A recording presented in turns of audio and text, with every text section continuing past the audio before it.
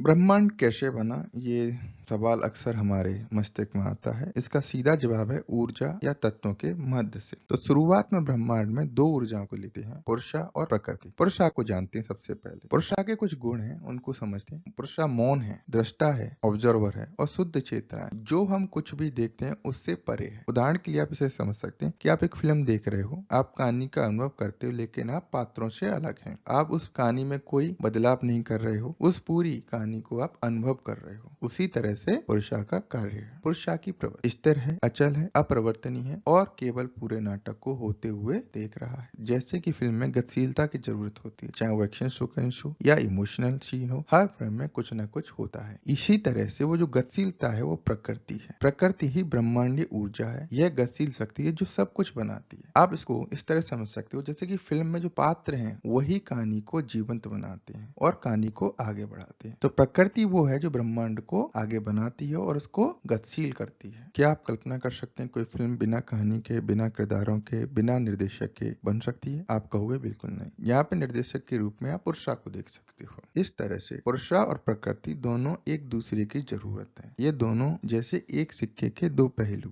पुरुषा और प्रकृति मिलकर इस अद्भुत ब्रह्मांड को जन्म देते हैं। लेकिन रुकिए, कहानी अभी बाकी है। प्रकृति सिर्फ ऊर्जा नहीं है, इसमें तीन गुण होते हैं जिन्हें त्रिगुण कहा जाता है। ये गुण है सत्व, ज्ञान, शुद्धता, रजस, क्रिया, कार्य, तमस, निष्क्रिया। जैसे कि हमारे खाने में मसाले ही वो जादू हैं जो हर डिश को स्वादिष्ट बनाते हैं, उसी तरह से जिंदगी एक स्वादिष्ट व्यंजन है और एक गुण इसके मसाले हैं जो जीवन को रोचक बनाते हैं। ये तीन गुण हमारे जीवन में बड़ी भूमिका निभाते हैं। ये हमारे विचारों, क्रियाओं और कुछ विचारधाराओं के अनुसार यहाँ तक कि अगले जन्म को प्रभावित करते हैं। अब कहानी में एक नया ट्विस्ट है। क्या आप तैयार हैं एक नए सस्पेंस के लिए? प्रकृति सत्य, रज और तम, इन तीनों गुणों के बाद तीन आंतरिक उपकरणों को जन्म देती है जिन्हें हम अंतःकरण कहते हैं। बुद्धि, अहंकार, मन, जिसको चित्त भी कहते हैं। ये तीन आंतरिक उपकरण हैं प्रकृति के। ये हमारे जीवन की यात्रा में उपयोग किए जाने वाले उपकरणों की तरह हैं। ये तीन मिलकर हमारे निर्णय, विचारों, भावनाओं,